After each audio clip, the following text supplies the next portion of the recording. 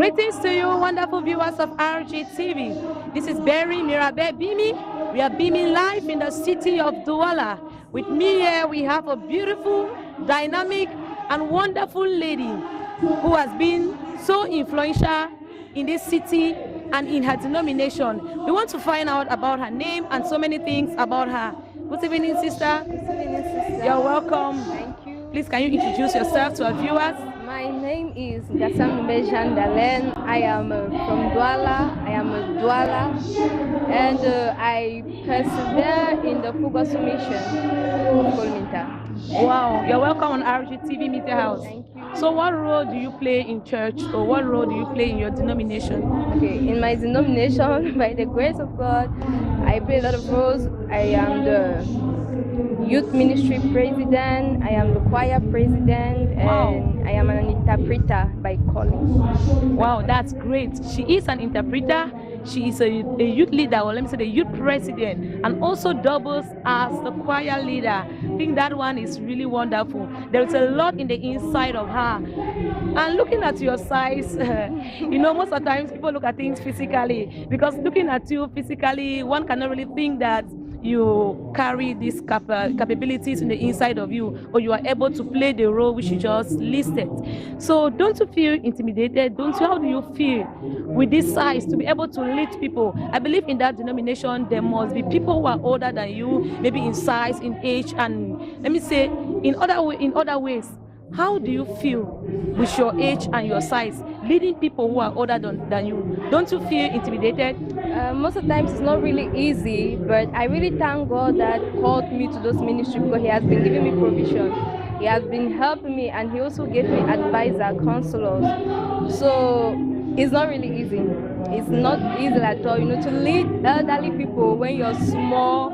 Even if you have the age, just the fact you're small, they're always like, this young girl, she's telling me to like this, she's telling me to like that. So it's not really easy, but I thank God for wisdom.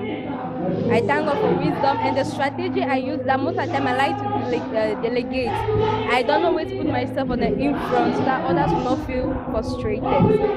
Wow. God has been giving her grace, and she thank God for wisdom.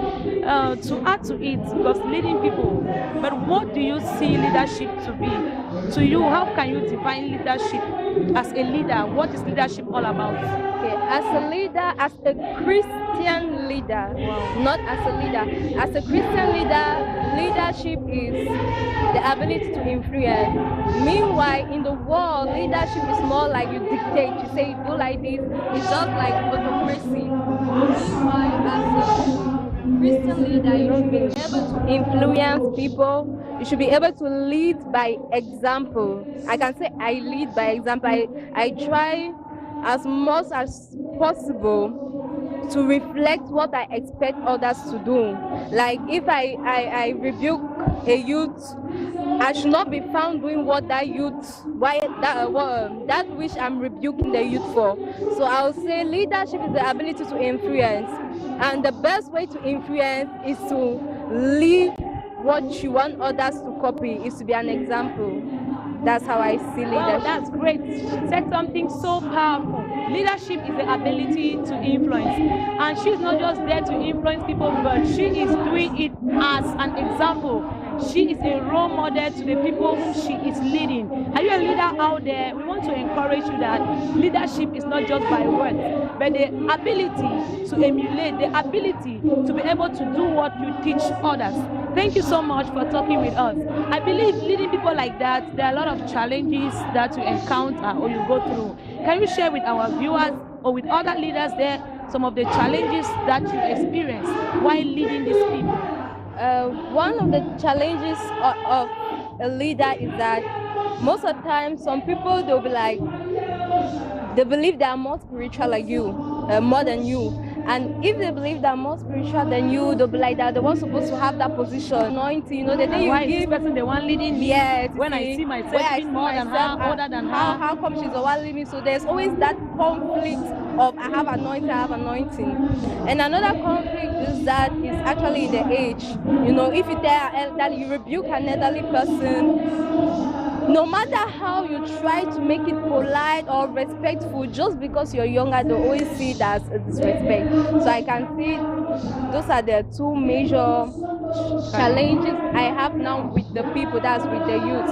Another challenge is that they expect you to hear God. When a youth come and share a problem with you, he expects that you should be able to give him a word of wisdom, a word of knowledge. He wants a solution. So when you are not able to give a solution, maybe after 1 week, 2 months, they'll be like, Auntie President, I shared a problem. I am not saying anything. Yeah, so they are expecting that you have to hear from God. So it's not easy. That at times the expectation of people are really too much. You know, that's too much. But As a leader, people expect a lot from you. So as a leader, so how do you manage these challenges? How do you manage these challenges? Because I believe when they come with their problems, when they come with their worries, when they come with challenges and their challenges are not being met, they feel bad. Some of them feel discouraged.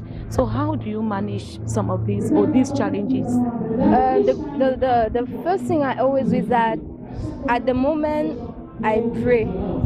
You know, I think is God has wisdom, He has intelligence, everything belongs to Him.